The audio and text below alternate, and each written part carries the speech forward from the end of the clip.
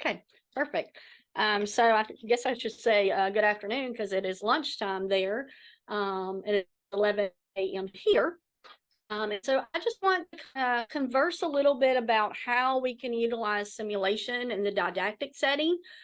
We do know that in healthcare practice with our students, especially with nurses here in the United States, that there's a big move towards competency-based, of course, the changes with our NCLEX, moving towards that clinical judgment model. And so how do we do that? So I'm going to talk a little bit about what we currently do in the classroom and how we made that move here, and what that focus was. So, we as educators have to be very intentional when we are getting ready to go into the classroom setting. Our teaching strategy should be very well thought out, very well planned and purposeful, well developed to help the student meet their learning outcomes for any type of healthcare program, but especially nursing, but also engaging. But we know that since the pandemic, and we had to make a big flip across the globe to go to online and very innovative teaching, we had to get very strategic. And we had to start thinking about how do we reach our students and how do we help them actually engage more and actively learn in the classroom setting. So if we think about just past strategies, we've used a lot of these throughout education, no matter where you teach and what program, whether it's K-12 or higher education. But these are some of the common past strategies. And these strategies, if we sit down and really take time with it, they're not really helping our students move past knowledge into comprehension and application. And that's very important for our nursing students and any healthcare student. We've used mnemonics, and we know that mnemonics itself is just a method to help a student memorize something and put it into their head, but are they actually going past that mnemonic and actually using it and applying it in the setting of practice? Very teacher-led. And that's kind of been a focus with a lot of us. We know the whole sage on the stage. We kind of do that here. We get up, we present, we talk about what we've done, but does that keep the audience engaged? Does that keep the learner engaged? Does that keep everyone in that mindset of what can I do with this and how can I use it? And do I understand what it is? A lot of copy. When we think about it being in the clinical setting, students are writing a lot of information down and they're learning how to give medications, and they're doing a lot of memorization and doing drug cards and all these different mindsets to help them attempt to understand, but it's really creating what we call more busy work and worksheets and not moving the student past to that next level of understanding and comprehension so that they can go to that higher level of Bloom's taxonomy, that level of, doing application and analyzation and getting into understanding how to strategize. And then, of course, there's death by PowerPoint. And if we were in a classroom doing this presentation with y'all, it would be very, very engaged and you wouldn't have time to listen to me talk, but I can't mimic that here. So I'll do my best. So in mindset, we know that classroom has changed a little bit. We do a lot of different varieties of things to get our students engaged. So let's talk about those different things that we do. We move towards more of using case studies. The unfolding case study that may go through a course, the unfolding case study that may go through a curriculum to keep the student engaged and build and scaffold and learn along the way. Concept mapping. Concept mapping is a great visual way of teaching our students how to really see how things connect and how things may affect one another or have relationships or even interrelationships. We bring in things such as games. We know a lot of folks like to use Jeopardy, bingo, different types of memory flashcards, but are we moving our student to that next level? Classroom discussions are a great way to move our students, as well as think, pair, share, where we pair them together and give them time to utilize their resources and do so. But I want to challenge you to move to the next step. So let's talk about what nursing education's focus is currently. We have a big emphasis on preparing our students to transition into practice. And that takes a lot of work within the classroom, the lab, and the clinical setting. And we have to think about, how do we do this differently? How do we engage our student? How do we get our student to step outside of the box and to think? We have to provide them very simply with the necessary skills to provide safe, quality care. And for anybody that has taught in healthcare, that takes a lot of work. And it really has to, we have to make sure the student understands not just the skills, but those skills are knowledge and attitudes and competencies, and not just checking a box to say, I know how to put an IV in, but what do I know about that IV? What do I know about the IV therapy with that patient? Why does that patient need that? Is this the correct thing that I need to do for them? We have to continue to push our students, as well as our educators, to make sure that our students are getting what they need so that they can make sound clinical judgments and be able to not just think about what they're going to do and why they're going to do it, but go to the next step and act on it and take action to make sure that their patients are getting safe, quality care. That requires a lot of critical thinking skills, and we have to develop those in a multitude of different ways. We have to make sure our students are meeting and understanding professional practice and standards, and how that fits in to being a nurse who is well prepared to transition into practice, while also understanding professional responsibilities. So as nurse educators, and I think for any healthcare program and discipline, we have a lot of different areas that we have to make sure that our students are understanding, meeting, and being able to apply, and not just memorize it. So we've been challenged. In essence, I always say we challenged ourselves. Sometimes we have siloed our own educational journey for our students. Some of our biggest challenges is that the classroom is typically taught separate from the clinical or the experiential experiences, which doesn't allow the student to transition the knowledge that they're learning and the understanding of it and having the hands-on to do it right away. Typically, our nursing labs, our simulation, clinical are taught separately from the didactic portion. And so once again, we're separating all of that needs to come together to make a very well-rounded nurse. We have to be able to start emphasizing understanding how to critically think and how to make appropriate clinical judgments that are sound at an early time. We can't wait till their senior year to do this. We have to do this from day one in a variety of different ways. So in retrospect, this requires us to be very, very innovative and to integrate different types of teaching strategies to help develop these skills. So in retrospect, it's time for us to move forward. And how do we do that? And it's time for us to be innovative. There are two big conditions that must happen and must occur for learning to occur in any setting. And these have the greatest impact on critical thinking and clinical judgment and helping our students build those two skill sets. One is the importance of educational conditions, and we'll talk about that a little bit more next. And the other is the impact of those implemented teaching strategies that we put in place as educators to help our students meet their learning outcomes and be successful. So things that we have to think about. When we think about teaching strategies and we really want to target critical thinking and clinical judgment, here are some important pieces.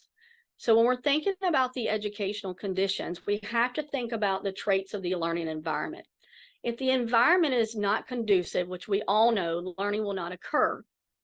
But we have to have an environment that speaks to the level of our student, that speaks to the generation of our student, and speaks to how they like to learn.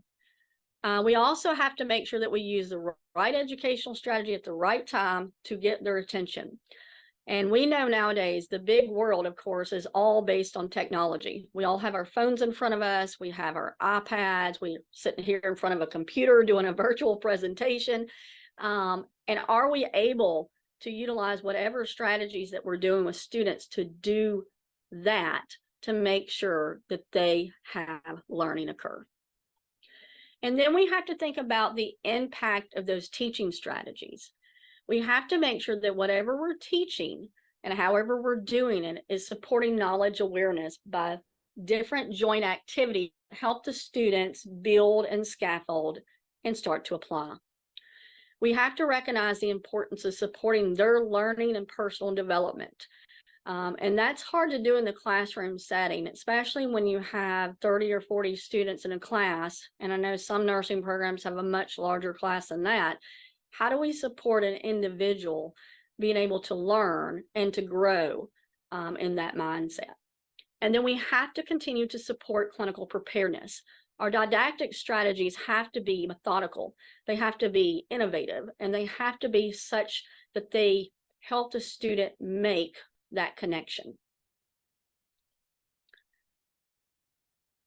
So here's a few different strategies, of course, that I've put in play, but I'm going to talk about the simulation in just a second.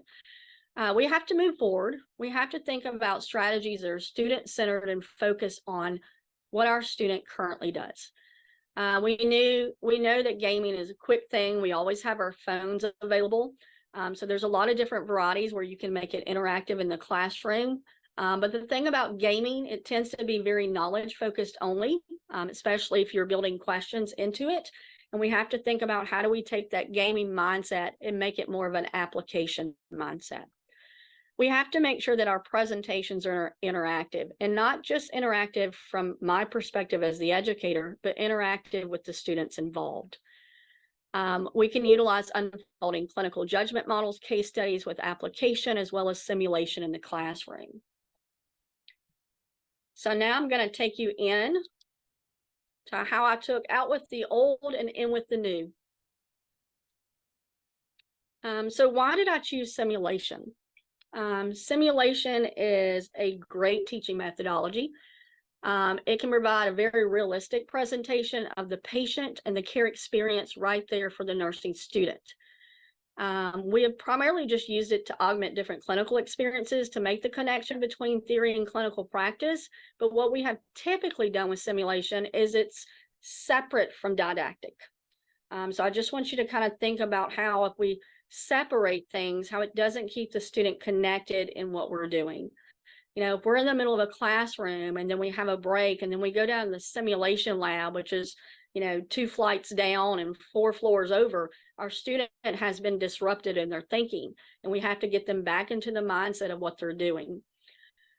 We know that simulation provides a safe environment. No harm happens to our patients, but it's a perfect environment that if something does happen, we can make sure that we augment what we should do, and can a student pick up with the potential for injury or any type of harm. What I'm proposing is that we continue to separate theory and practice. And when we do that, we create a very segmented approach towards nursing education. It doesn't allow the student to stay in the now, stay in the know, and be able to move to the next steps of critical thinking and clinical judgment. So the purpose and the process of this project, this course was actually a directed study nursing course. We have some nursing courses that are considered to be directed study for those students that have failed a clinical classroom course. And instead of putting them right back into the classroom, we know that they are missing some essential pieces that weren't built earlier in the curriculum. And so they go into a directed study. So I used this, of course, with a much smaller group of students to start. So the purpose was to examine the use of simulation as an integrated teaching strategy in the didactic setting. As I stated, it was primarily junior level nursing students. So the students for the course had what I called my trifecta. So week 1 after orientation, they were assigned an unfolding clinical judgment case study. This was done in preparation for the classroom. They were to do this on their own at home, and it took them through the 6 phases of the clinical judgment model. They then brought that case study to class the next week. And to help the students not just review the concepts, we actually built in the simulation piece here. So of course we did use discussion to start. We did use some think, pair, share, and team building to actually get this going, but we brought in simulation. And so we brought different aspects of simulation into the classroom. So there was not a stopping point for the student to not have to continue. And so we built on the individual case study. An example of one of the ones that we did at the very beginning is for our students that were in fundamentals of nursing. They filled that clinical component and were assigned to be in my directed study course. And so they had an unfolding case study that they did the week before as class preparation. A patient that came in from a nursing home, had a history of diabetes, had had a stroke in the last couple of years, was bedridden, and had a wound. And so we went through unfolding the case study to understand the concepts of infection, related to wound care, related to determining what type of infection there was, but we wanted to move it forward. And so what we did right there in that room with our students, they were paired together, and the room was set up with 4 different patients, 1 patient in each corner of the room, and the middle of the room was set up as a medication room, like you would see on the hospital setting. The students were assigned their patient. They were given their microbiology results that concluded that the patient did indeed have some gram-negative bacteria that was growing, and they were going to start the antibiotic therapy. And so they were given their assigned patient and had to find that patient right then and there in that room. Of course, I had to make it a little difficult. Every patient had the same last name because that's the real world of the hospital world. But things to make the student think, to stop and say, oh, they all have the same last name. What would I do additionally to determine patient identification? So there was time to stop, reflect, and act, but then to discuss with their partner, what should we do next? Then they were posed with the thing that they had to give their medication. And so they went into the medication room. To keep it challenging, medications were there available, and each patient was ordered Vanc 1 gram. But that's not how it was on every one of those medications. One said Vanc 1 gram, one said Vanc 1,000 milligrams, one said Vanc 500 milligrams. So this was a place that they had to think about and challenge themselves to say, is 1 gram the same as 1,000? Or somebody has already now gotten the medication and I don't have the correct dose, and who would I call? They then had to go back to their room, which was in that same room, go through the rights of medication administration, go through it with their partner, like they had a check person and self-reflect. Then the other partner had to teach them how to place an IV, choose the correct type of gauge for the IV, what they needed to do, and set it up and talk about the medication. And so it was right then and there. There was no separation of leaving the class, and so it was me and another faculty in the room. I will say very simply, you know, we teach our students a lot of different things, and we're waiting for them to have that light bulb come on, that epiphany happen. But in this simulated room, the epiphanies and light bulbs were happening on their own. Like there was nothing that I was having to push them towards because they were experiencing it right then and there. We've done several different versions of that, but we've always had an unfolding case study. We've always had them prepare the unfolding case study, come in and do the simulation piece in the classroom to allow the case study to continue to unfold. And then the next week, they had a quiz on those concepts that they had spent 2 weeks actually spending time in. And they had to self-reflect on what they could do better, what they were going to do in regards to remediation and next steps. What we did see, and I'll talk about the outcomes in just a minute, was actually pretty amazing. Some things that we saw for faculty is that we saw identification of gaps in knowledge and application that we were allowed to take back to our curriculum and say, this is what we kept seeing in our classroom when students were doing the hands-on, that they're not transferring and translating from their clinical courses. We did have those epiphanies, that increase in student knowledge and application. And each 3 weeks, we were seeing scores go up, as well as students being more involved and more aware. We did also help the students do student self-reflection so that they could focus on their areas of strengths and then also areas to work on. I don't like the word weakness, but to really recognize what do I need to work on and to make a plan to do that and to carry it out. And this also allowed us to do more individualized student remediation for each student. And so we did see, of course, a big change in outcome, as well as a big change in the summative simulation that we did at the end, which was actually in the simulation lab. And then these are the references that I use.